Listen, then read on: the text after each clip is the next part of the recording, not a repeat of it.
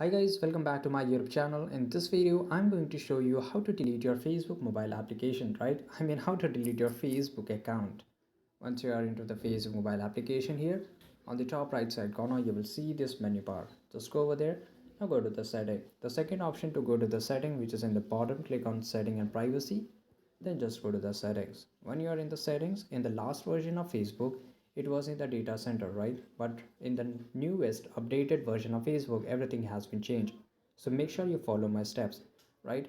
Just go to this, see more into this account center, right? Just click over here. Now you have to scroll a little bit down, go to the personal details, click on account ownership and control, right? And you will get this option of deactivation or deletion. Now just go to here, select your account, right? And after that it will ask you that whether you want to deactivate your account for the temporary purposes or if you want to delete your account 100%, I mean permanent, right? So I'll just select this. If you want to do the temporary option, you can go with this. If you want to delete, then just click on delete, right? Once you do this, press on continue, right? Once you press on continue, it will ask your password of your account.